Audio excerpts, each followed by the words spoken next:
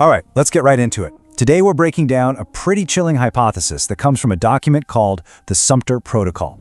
Now, this analysis was put together by the analyst Aquarian with some heavy lifting from Google's Gemini AI, and honestly, it serves as a major warning that the United States might be getting dangerously close to a point of no return. So, the central question this whole analysis asks is, well, it's a bombshell. Is it possible that the political chaos we're all witnessing isn't just random? The document argues that no, it's not random at all. It might actually be part of a carefully engineered strategy, one designed specifically to push the nation right to the edge of a crisis. To really wrap our heads around this warning, we have to first understand a core concept that the source calls the Lincoln strategy. And what's wild is that this is a historical maneuver that, according to this analysis, is being pulled off the shelf and put into play right now, as we speak. Okay, so here's the absolute key to the whole thing. This strategy is all about creating something called an aggressor's dilemma. You see, it's designed from the ground up to make your opponent look like the one who started the fight. It forces their hand, and that gives you the public justification you need for a massive, overwhelming response. It's a trap. Now, to see how this thing works in the real world, we've got to rewind the clock all the way back to 1861.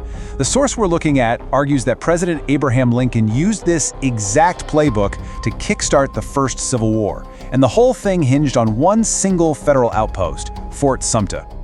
So look at how this played out.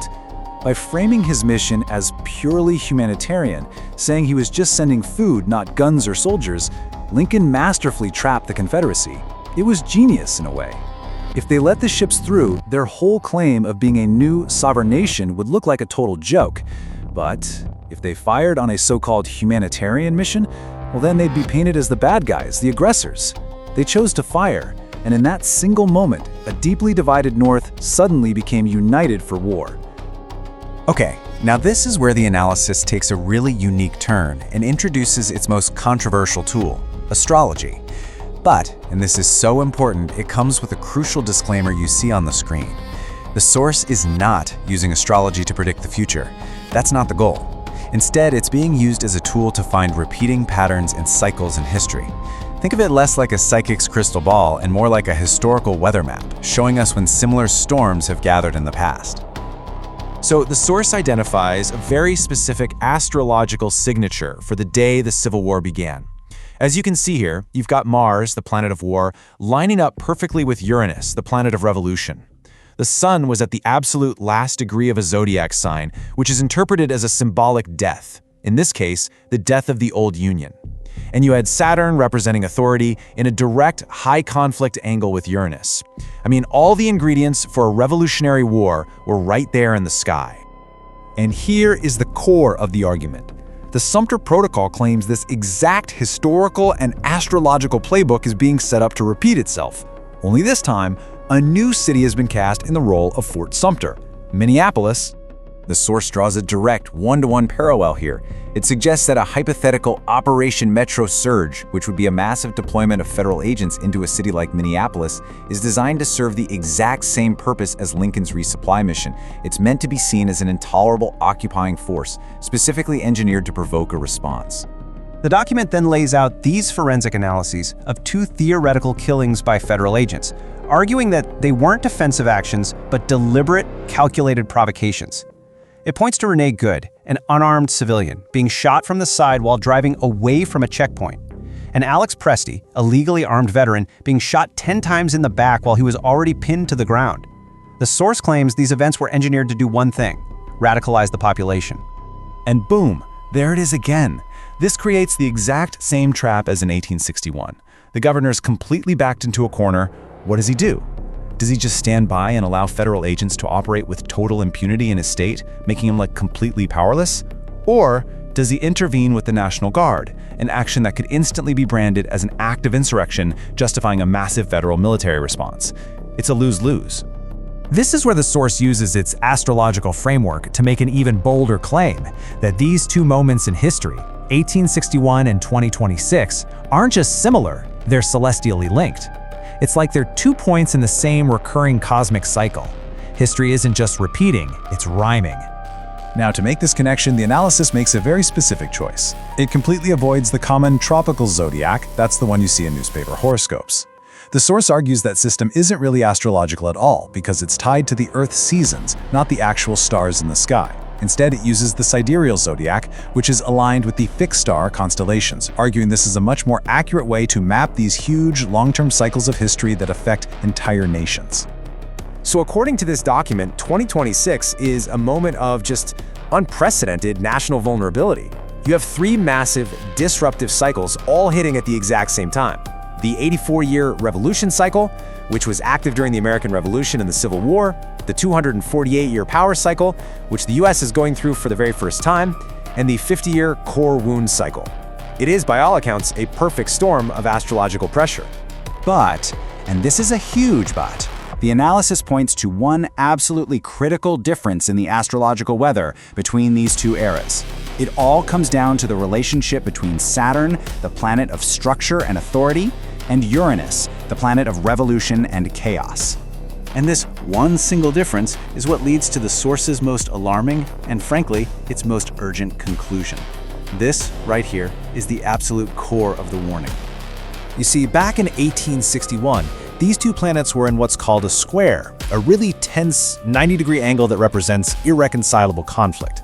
It means a clash was pretty much inevitable. But in 2026, they form a sextile. That's a cooperative 60-degree angle that represents opportunity and harmony. The takeaway here is profound. According to this celestial map, conflict is not necessary this time around. This is the most crucial takeaway from this entire analysis, so I want to say it again. Unlike in 1861, the celestial pattern in 2026 does not demand war. It actually presents a fork in the road. It's an opportunity for transformation without total destruction. There is a path for negotiation and cooperation that exists within all this disruptive energy. There is an off-ramp. And that leads us to the source's final, chilling conclusion, perfectly captured in this quote. If a war actually happens, it won't be because it was fated or because the stars demanded it. It will be the result of a deliberate, human choice to ignore a clear path away from the cliff. A manufactured crisis, not a destined one. And that, right there, is the question this whole analysis leaves us with. See, the Sumter Protocol doesn't present a prophecy of inevitable doom. It presents a theory of an orchestrated strategy. It forces us all to ask, if this analysis is even close to correct, and a devastating conflict is not our fate, then who exactly might be trying to make it our choice?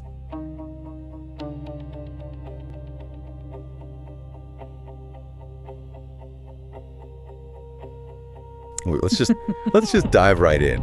The date today is Wednesday, January 28th, 2026. Yep. And if you have been anywhere near a news feed, or honestly, just even looking out your window in some parts of the country, you know the tension in the air is, well, thick. Just doesn't even begin to cover it. No, it really doesn't. It feels like that static electricity right before a huge lightning strike. Oh, yeah. You know that feeling? Oh, absolutely. It's like when the barometric pressure drops right before a tornado touches down. That's what it feels like to me. Exactly. The birds stop singing, the wind just dies, your ears kind of pop a little. That's the atmosphere, not just in one city, but across the entire United States right now. It is palpable. I was walking to the studio this morning, and the streets, they were just eerily quiet. Like the whole country is just holding its breath. Exactly, holding its breath, because everyone just knows deep down that something is coming. And this isn't just a feeling. The documents we're looking at today, this huge stack of research we're diving into, it suggests that this feeling, this specific date, it's all part of a very specific and honestly a very terrifying historical rhyme. It is. We are looking at a document today that, and I'm not exaggerating, it honestly kept me up all night reading it. I believe it. It's called the Sumter Protocol. And it's this incredibly deep research dossier. The concept came from the futurist known as Aquarian Rising. You've probably seen him on X or YouTube. Someone who's been tracking these cycles for a long time, yeah. A very long time. Yeah. And the heavy lifting, the actual data compilation, was done by Google's Gemini 3 Pro AI running in its deep research mode.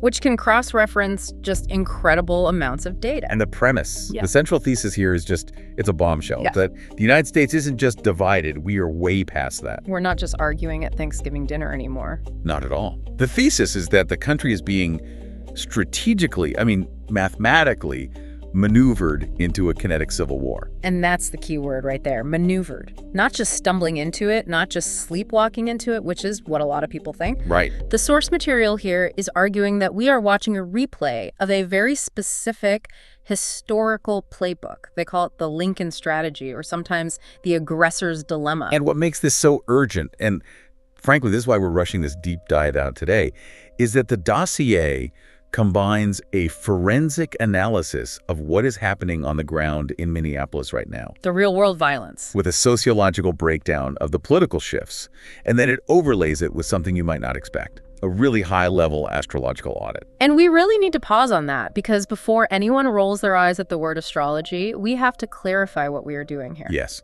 what the mission of this deep dive is. We're not here to tell you who to vote for. I mean, honestly, that whole system seems to be breaking down anyway. And we are definitely not here to pick sides in this conflict. No. Our goal is to look at this document, the Sumter Protocol, and just report what the algorithm and the analysts have found. We are looking at what they are calling the point of no return. This is an urgent warning about the trajectory we're on. That's it. Exactly. And a quick but really important note on the methodology here. The sources we're using rely on Fagan-Bradley's sidereal astrology. Okay, let's break that down. It means they are looking at where the stars actually are in the sky right now, not where they were 2,000 years ago. This is a critical distinction because I think a lot of people hear astrology and they immediately think of the horoscope in the back of a magazine. Right, the what's your sign stuff. That's called tropical astrology. And it's based on the seasons. It's fixed to the vernal equinox from, like you said, about 2,000 years ago. But the Earth wobbles. The Earth wobbles on its axis. It's a process called precession. And because of that, the tropical system is now off by an entire sign of the zodiac, about 24 degrees. It doesn't match the sky anymore. So if you go outside with the telescope app on your phone, If you point it at Jupiter, it's not going to be where a tropical astrologer says it is. It's going to be where the sidereal chart says it is. so tropical is symbolic, maybe, but sidereal is literal. It's observational, it's astronomical. Precisely. And the source material treats this strictly as sociological chaos theory. It is not saying the planets are beaming down mind control rays or anything like that. It's correlative, not causal. That's the phrase. Think of it like a clock on the wall. The clock doesn't make you hungry for lunch, but if you look at that clock and it says 12:00 p.m., you can predict with incredibly high accuracy that millions of people are about to eat. The clock indicates the cycle. It doesn't cause the hunger. Perfect. That's the framework here. The celestial positions are a cosmic clock, and they mark cycles of human behavior that have been observed for thousands of years. Okay, that is a perfect analogy. So, with that in mind, let's look at the clock, and let's look at the map. The document is titled the Sumter Protocol. So to understand what's happening now, we have to go back to 1861. We have to. We have to talk about the Lincoln strategy. Because I think most of us, when we learned about the Civil War in school, we learned a very simplified version. A very, very simplified version. It was. The South secedes, Lincoln says no, the South shoots at Fort Sumter, and boom, the war starts. But it was so much more calculated than that, wasn't it? Oh, much more. And this is the absolute core of what the document calls the aggressor's dilemma. In April 1861, Abraham Lincoln had a massive, massive problem. Okay. The Deep South had already seceded, but the North was not unified, not even close. There were a lot of people in the North, especially the business interests in New York City, who were terrified of a war. They just wanted to let them go. Just let them go. They didn't want to disrupt trade, especially the cotton trade. Lincoln knew that if he just invaded the South, if he sent the army down to Charleston to retake that fort by force, he would look like a tyrant. He'd look like the aggressor. He'd look like the aggressor. He would lose the border states like Kentucky and Maryland, and he might even lose the support of his own people in the North. He could not, under any circumstances, be the one to fire the first shot. So he set a trap.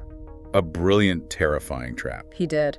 Fort Sumter was in the middle of Charleston Harbor, South Carolina, the heart of the rebellion, and the Union garrison inside was running out of food. They were starving. Oh. So Lincoln sends a message to the governor of South Carolina, and he makes sure the whole world hears the message. He says, "I am sending a humanitarian resupply." A humanitarian resupply. Keywords: we're sending bread, provisions, no ammunition, no troops, no guns, just food for hungry men. And this mess has put the Confederacy, and specifically Jefferson Davis, in an absolutely impossible box. Because if they let the ships through. If they let the ships in, the United States flag keeps flying over their main harbor. They are essentially admitting they aren't really a sovereign country. A real country doesn't let a foreign power resupply a military base in its territory. They would be surrendering their claim to independence without a shot being fired. They'd lose all credibility. They'd have to sold. What's the other option? If they shoot at the ships. If they shoot, they are firing on a humanitarian mission. They're shooting at bread. They become the aggressors. They start the war. And that's exactly what happened. Jefferson Davis took the bait. They bombarded the fort, the flag came down, and the North just erupted in patriotic fury. The anti-war sentiment vanished overnight because the rebels fired first. That is the Sumter Protocol. You manufacture a situation where your enemy has only two choices: surrender their sovereignty or start a shooting war. And this is where it gets so chilling and so immediate. The source material argues very convincingly that we are watching this exact same play being run right now, in real time. Yeah. In Minneapolis, Yeah. they're calling Operation Metro Surge the modern Fort Sumter. And if you just look at the parallels, they are absolutely staggering. You have a deep blue interior city, Minneapolis, which has declared itself a sanctuary city. So it's a pocket of defiance. It's symbolically resisting the federal government's ideology. It is its own little island of resistance. So the administration launches Operation Metro Surge. Now, officially, what's the pretext? Fraud detection and deporting violent criminals. Right. And on paper, that sounds perfectly reasonable, doesn't it? Just like resupplying a fort with bread sounds reasonable. Who is going to argue against catching fraudsters or violent criminals? Nobody. It sounds like standard law enforcement. But the reality on the ground is something completely different. We're talking about 3,000 federal agents. And not just any agents. Special response teams, Border Patrol tactical units, BORTAC. These are commandos. These are guys who are trained for cartel warfare on the Mexican border, and they have been deployed to a city in Minnesota, which is nowhere near the southern border. It's an occupying force.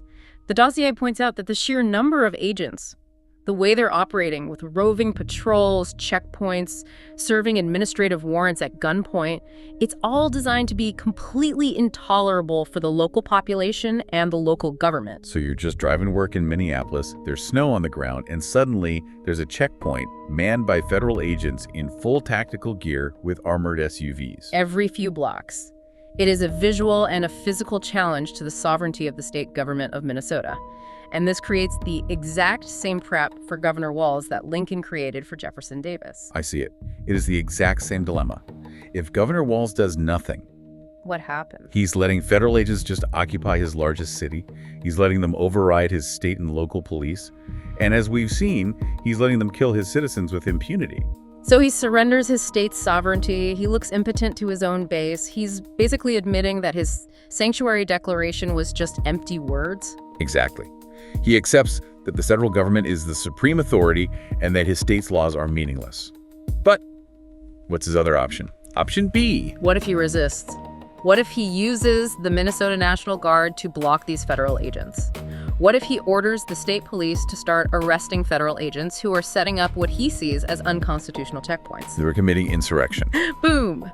And that gives the president the legal pretext he had been waiting for to invoke the Insurrection Act of 1807. Which lets him deploy the actual U.S. military. Not just DHS agents, we're talking the Army, the Marines, onto American soil to put down a rebellion.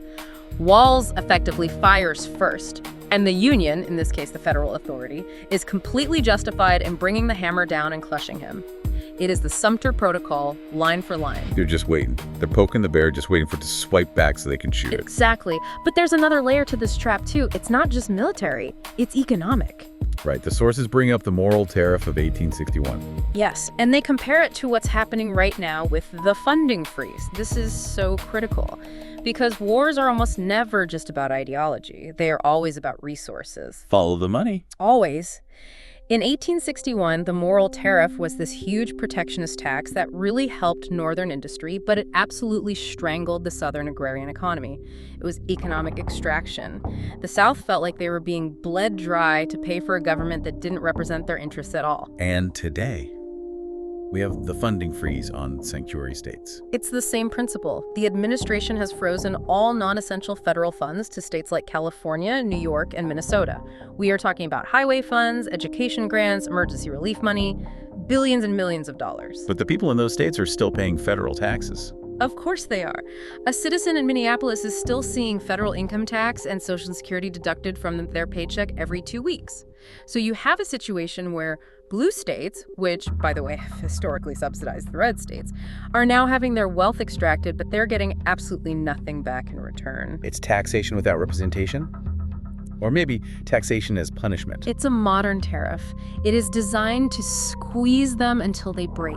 It fuels that secessionist sentiment, that blue exit narrative you see popping up. It pushes the population to ask, why are we even a part of this union if the union is just stealing our money and using it to fund an army to occupy our cities? And that, again, plays right into the aggressor's dilemma. It pushes them closer and closer to that breaking point, to making that one move that justifies the crackdown. Okay, so that's the strategic overview. That's the macro, the 30,000-foot view. But I really want to zoom in now to the micro. We have to. Because the source material calls this period we're in right now the Bleeding Kansas phase.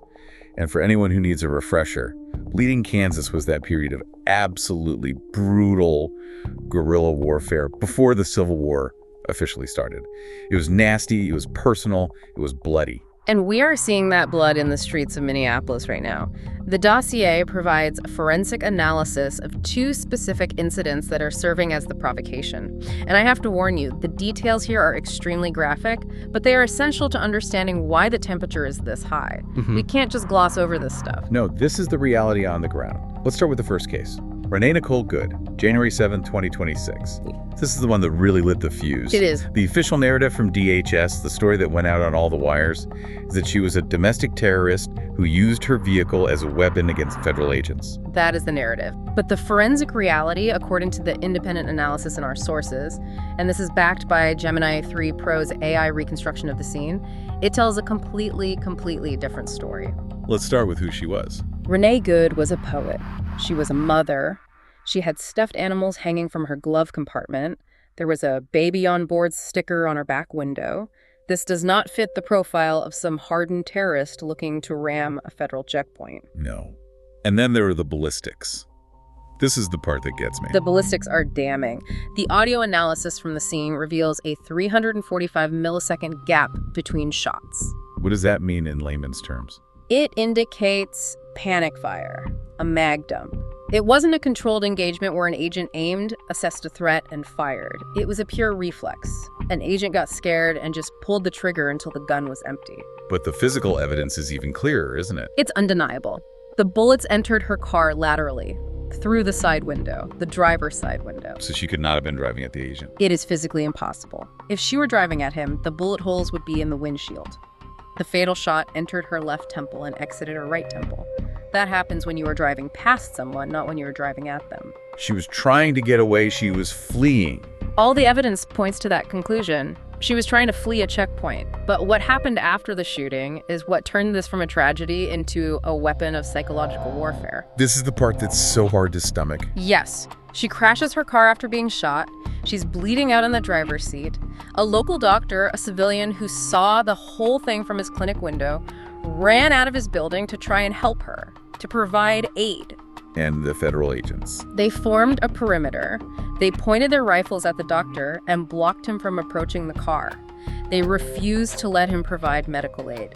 They stood there and let her bleed out in the driver's seat while the entire neighborhood watched. That's not law enforcement. That is designed to terrorize a community. It is pure psychological warfare. It sends a very clear message.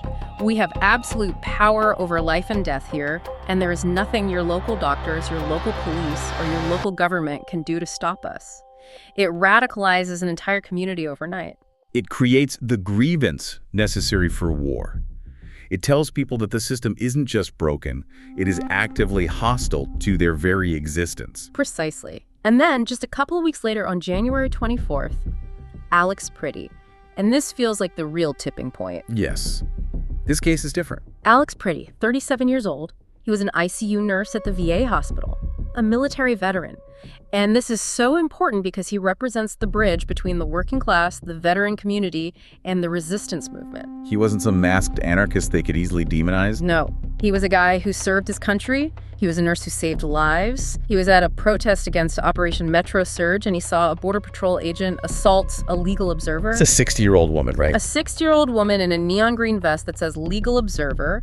The agent shoves her to the ground. Pretty steps in to intervene, just to put himself between the agent and the woman. Now, the video evidence here is indisputable. There are 3 different angles from different cell phones. And what does it show? It shows him with his hands raised.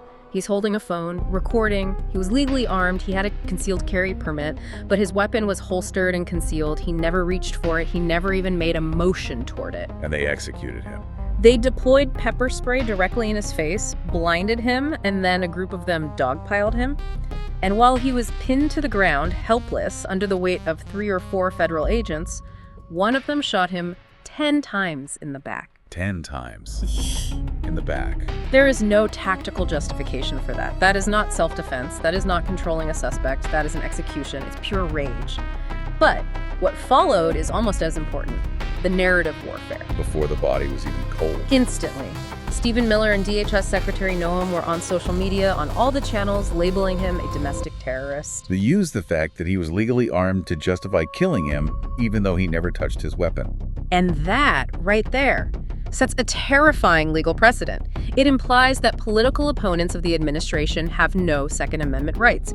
If you are on the wrong side politically, the mere possession of a firearm, even legally, is effectively a death sentence. It strips the protection of the law from an entire segment of the population. It tells the resistance, or anyone who disagrees with them, that the Constitution no longer applies to you. Your rights are contingent on your loyalty. And that leads us directly into what the dossier calls the sociological inversion. Some people call it the polarity flip. This is one of those aha moments in the document where you just realize the entire world has turned completely upside down. It truly has. If you just take a snapshot of 1861 versus a snapshot of 2026, the roles of the political parties and their entire relationship to violence and the state have completely inverted. It is staggering to think about. Okay, so let's break that down carefully. Let's start with the left. All right. Historically, for the last 50 years, the left has been the party of gun control, disarmament. They wanted to ban so-called assault weapons. They generally trusted the state, the federal government, to handle security. That has changed. It has shifted dramatically in just the last couple of years. We are seeing the explosive rise of groups like the John Brown gun clubs, the JBGC, and the Socialist Rifle Association, the SRA. But the crucial thing is the framing. It's not about sporting or hunting. It's framed as community defense. Protecting marginalized communities. Exactly. The ideology is the state will not protect us. In fact, the state is the one actively killing us. Look at Renee Good, look at Alex Preddy. Therefore, we have no choice but to protect each other. It's a shift from an abstract debate about rights to a very real question of survival. It is. You're seeing liberals, progressives, trans people, people of color, all arming themselves, many for the first time, because they feel the social contract with the state has been completely and irrevocably broken. Okay, so what about the right has gone through the opposite journey. Historically, especially since the 90s, the right has been the side that deeply distrusts the feds. You think about Ruby Ridge, Waco, the Don't Tread on Me Gadsden flag crowd. The black helicopters are coming to take your guns. Exactly. That was their whole brand. But now, because their guy is in the White House, they have been almost completely deputized. They have fully embraced the theory of the unitary executive. They are cheering on federal enforcement because it's being used against their cultural and political enemies. So the people who used to scream about federal overreach are now cheering for federal agents to occupy an American city. And the people who used to want to ban all guns are now arming themselves to potentially fight those federal agents. It's a total 180-degree flip, a complete polarity shift. And it's being codified into law, or at least into executive policy. The dossier points to something called NSPM 7, National Security Presidential Memorandum 7. What does that do? It explicitly links what it calls disfavored viewpoints, and it specifically names anti-fascism and opposition to immigration enforcement.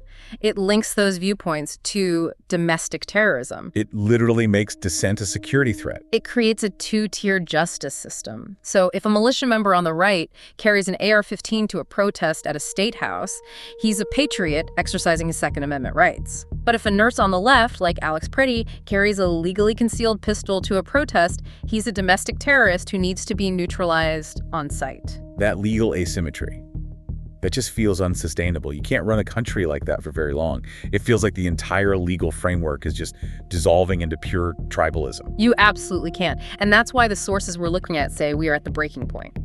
Which brings us to the part of this deep dive that might surprise some people, but we have to look at it because the data points here are incredibly precise. We need to talk about the celestial clock. Okay, yes, the sidereal astrology analysis. And again, for everyone listening, let's just hammer this home. This is about cycles. It's about the rhyme of history. This is not fortune-telling. Not at all. And the sources are very clear. They use the Fagan-Bradley system, which means they're looking at the actual stars in the sky. It's astronomy-based. Right. And according to this analysis, there are 3 massive country-defining cycles, 3 returns that are all hitting the United States at the exact same time. Right now. And I cannot stress this enough. This is rare. The statistical probability of these 3 specific cycles all converging at the same historical moment is infinitesimal. Okay, so let's take them one by one. The first one, the big one, is the Uranus return. The Uranus return. The dossier calls it the cycle of breaking. Breaking. Uranus has an 84-year orbit around the sun. So every 84 years, it returns to the exact same spot in the zodiac it was in when the United States was born in 1776. And every single time it does, the country breaks apart and reforms itself in some fundamental way. It's like a snake shedding its skin. It's a revolution. Let's do the math. Let's check the dates. Okay, 1776, that's the first point, the American Revolution, breaking away from the British colonial structure. Okay, add 84 years. You land in 1860, 1861, the Civil War, the breaking of the Union. The country literally split in half. Add another 84. You get to 1945, World War II ends. The U.S. breaks the old world order. We drop the atomic bomb. We help create the UN. We become the global superpower. We broke our isolationist past and became a global empire. And add another 84. And you land in 2029. But the influence of a cycle like this starts a few years before its exact. We are in the heart of it right now, in 2026. So where is Uranus sitting in the sky right now? What does that tell us? It is currently in the constellation of Taurus, sidereal Taurus. Taurus is the bull. It's an earth sign. It rules land, resources, agriculture, money, physical territory. So this is an abstract conflict. No. That's what the astrology indicates. The conflict is not just about abstract ideas or ideology. It is about the physical reality of the nation. It's about borders. It's about funding. It's about food supply chains. It's about who owns the land, who controls the resources. It's very grounded, very material. It's not just, I disagree with your policy. It is, I am freezing your state's bank account, and I am occupying your physical land with federal agents. Exactly. It's tangible. Okay, so that's the 84-year cycle of revolution. But the sources point out that we have something happening now that we did not have in 1861, the Pluto return. And this is the big one. This is the scary one. Pluto takes 248 years to orbit the sun. The United States of America has never had a Pluto return before. We are in completely uncharted territory. Historically, what does a Pluto return mean for a nation or an empire? Most of them don't last long enough to see one. But astrologically, Pluto is the planet of death, rebirth, and the underworld. It unearths everything that is corrupt and rotting. It destroys structures that are no longer viable so that something new can be born from the ashes. And in the U.S. chart? In the U.S. chart, Pluto is in the constellation of Capricorn. Capricorn is the sign of government, hierarchy, the establishment, the king. It represents the top-down structure of authority. So a Pluto return in Capricorn means? The death of kings. Wow. It represents the complete destruction and transformation of the governmental hierarchy. It is the end of the unitary executive model as we know it. And look at the name of the main protest movement that sprung up. No kings. No kings. That is not a coincidence. The source argues they are unconsciously or consciously channeling that plutonic energy. They're rejecting the authoritarian monarch figure, just like the founders did in 1776, which was the last time Pluto was in this position in the sky. The energy is identical. We will not have a king rule over us. So we have a revolution cycle with Uranus and a destruction of government cycle with Pluto happening at the exact same time. You said there was a third one. There is, the Chiron return. It's a 50-year cycle, so it happens more often, but it's hitting its exact return right now. What does Chiron represent? Chiron is known as the wounded healer. It represents a deep, collective wound that never quite heals, but that we keep having to confront. And in the U.S. chart, Chiron sits in the 4th house, the house of the homeland, the roots, the family. And the source material calls this the wound of belonging. Yes, the unhealable wound of who belongs here, who is a real American. Every time this cycle hits its peak, we have a massive crisis of national identity.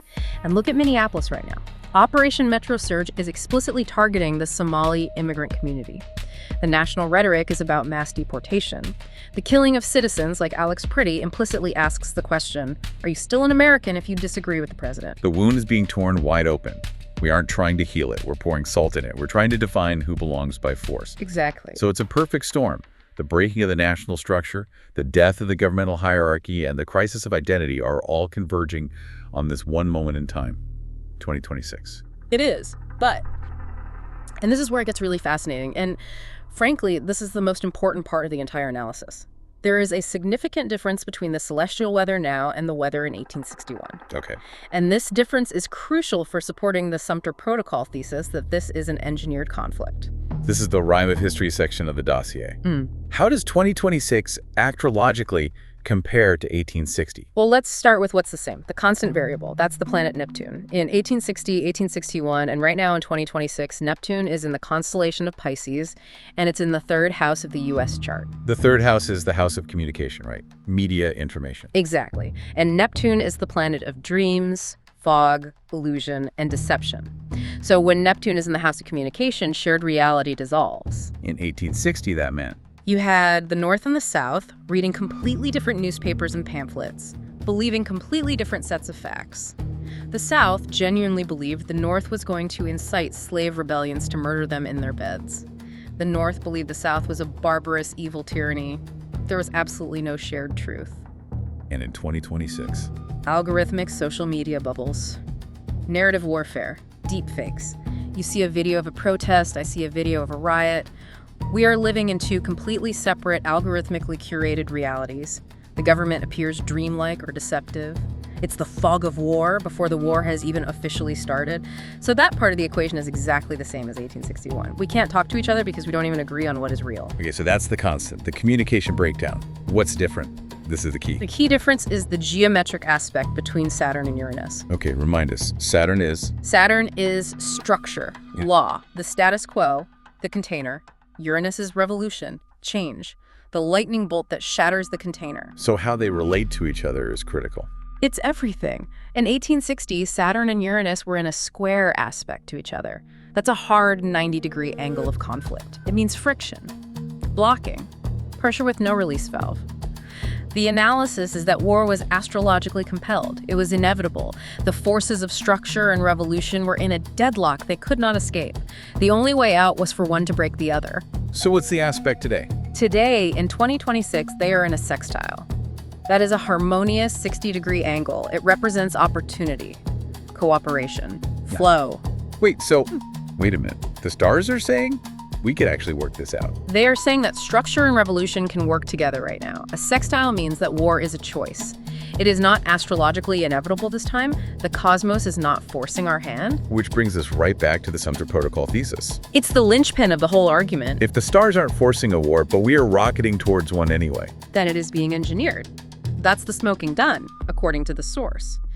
The fact that the astrological geometry allows for a peaceful transformation suggests that specific human actors, the modern Lincoln figures, are deliberately forcing the conflict. They are choosing the path of the square, even when the sextile is available. They're driving the car off the cliff, even though the road ahead is straight. That gives me chills every time I think about it. It's not fate, it's a plan. And you can even see the mechanism of that plan in the transits of Mars. Mars, the god of war. In April 1861, when Fort Sumter was fired upon, Mars was conjunct Uranus.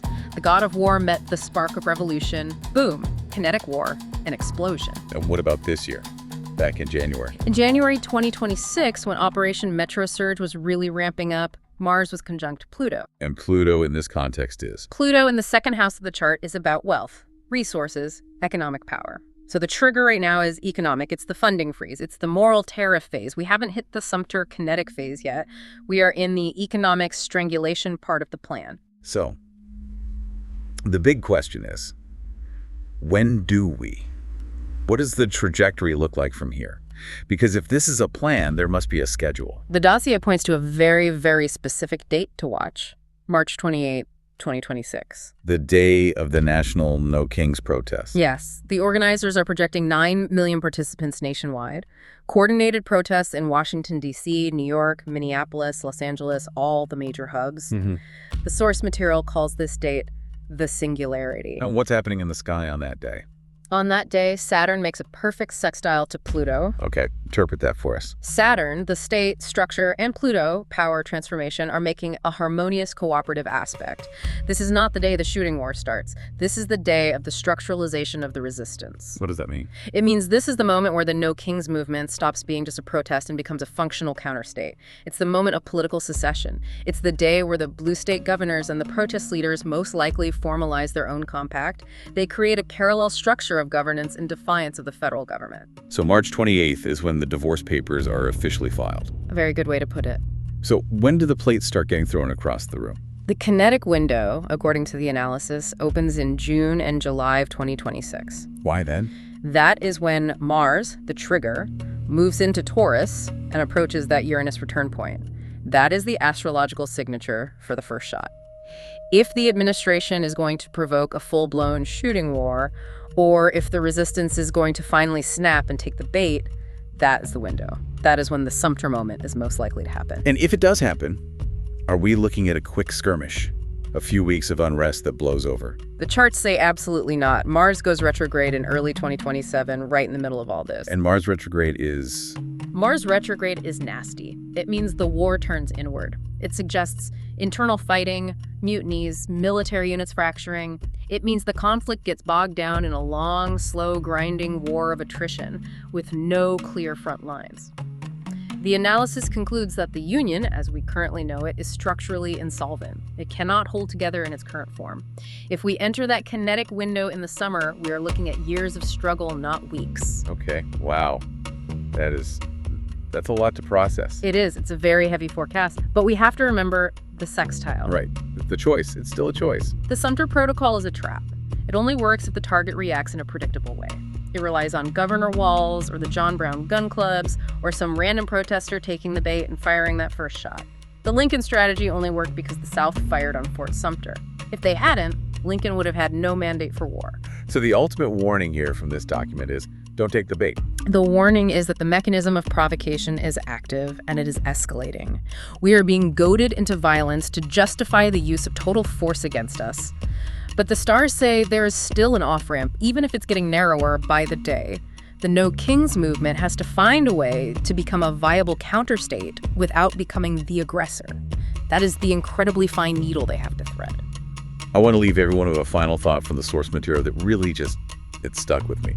We talked about the party inversion, right? Yeah. How the Democrats and the Republicans have essentially flipped their historical roles since 1861. It's the ultimate irony of history, isn't it? It is. So here's the question the dossier leaves you with.